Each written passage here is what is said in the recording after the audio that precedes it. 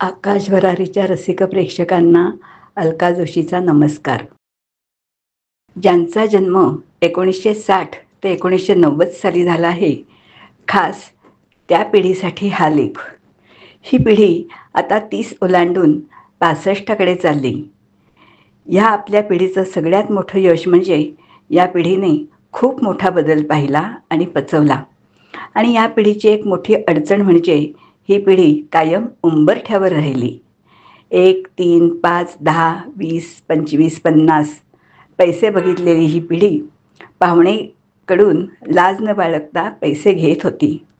शाई, बोरू, पेन्सिल, पेनपासून सुरुवात करून ही पिढी आता स्मार्टफोन, लॅपटॉप, PC उतारवयात सराईतपणे हाताळत आहे. ज्या पिढीच्या बालपणी सायकलसुद्धा एक चैन असलेली, पण आता ह्या उतारवयात सराईतपणे स्कूटर, कार चालवणारी ही पिढी.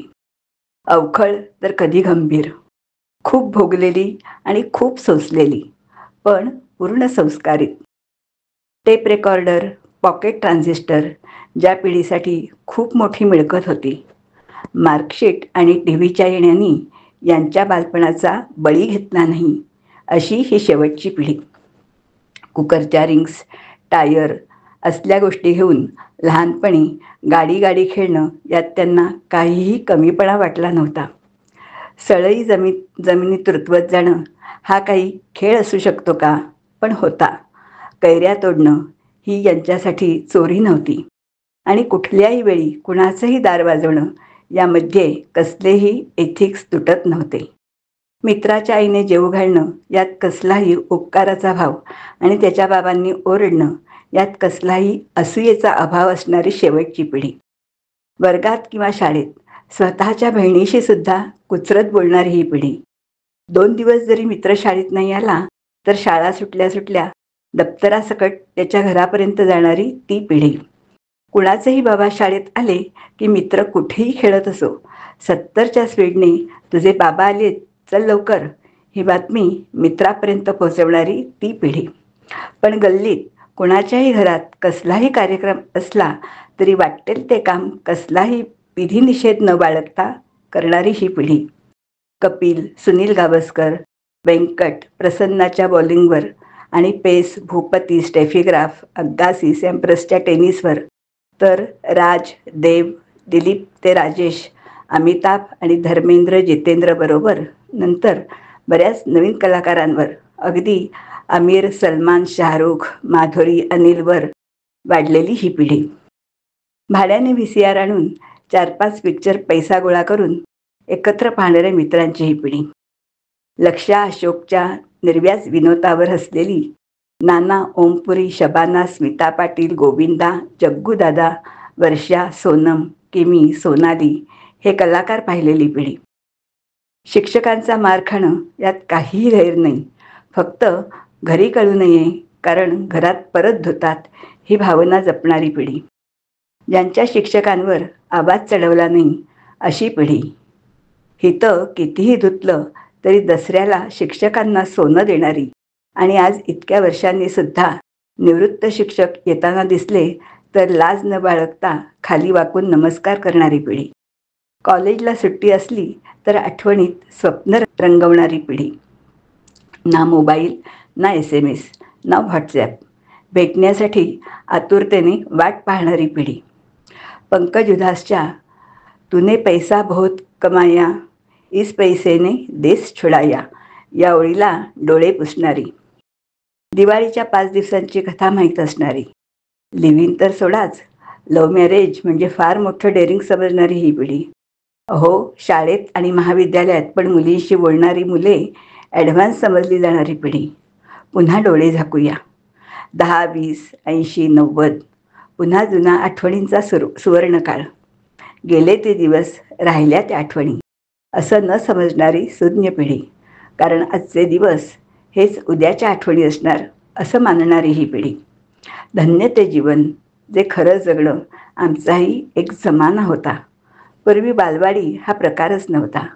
पुढे 6-7 वर्षानंतर स्वतःच शाळेत जावे लागत असे. जर शाळेत गेलो नाही तरी कोणाला काही वाटायचं नाही. सायकलने, बसने पाठवायची पद्धत नव्हती. मुलं एकटी शाळेत गेल्यास काही बरे वाईट होईल अशी भीती आमच्या आईवडिलांना कधी वाटलीच नाही. पास नापास हेच आम्हाला कळत होतं. टक्क्यांचा आणि आमचा संबंध कधीच नव्हता. शिकवणी लावली हे सांगायला लाज वाटायची, कारण ढ असं हिणवलं जायचं. पुस्तकामध्ये झाडाची पानं आणि मोरपीस ठेवून आम्ही हुशार होऊ शकतो असा आमचा दृढ विश्वास होता. कापडाच्या पिशवीत आणि नंतर चैन म्हणून पत्राच्या पेटीत पुस्तकं आणि वह्या रचण्याचा शिरस्ता हे आमचं एक निर्मिती कौशल्य होतं. दरवर्षी जेव्हा नव्या इयत्तेचं दप्तर भरायचो त्याआधी पुस्तकं आणि वह्यांना कव्हर्स घालणे हा आमचा जीवनातला एक वार्षिक उत्सव असायचा. वर्ष संपल्यानंतर पुस्तके विकणे आणि विकत घेण्यात आम्हाला काहीही लाज वाटत नसे. आईवडिलांना आमचे शिक्षण त्यांच्यावर फारसा बोजाही नव्हते.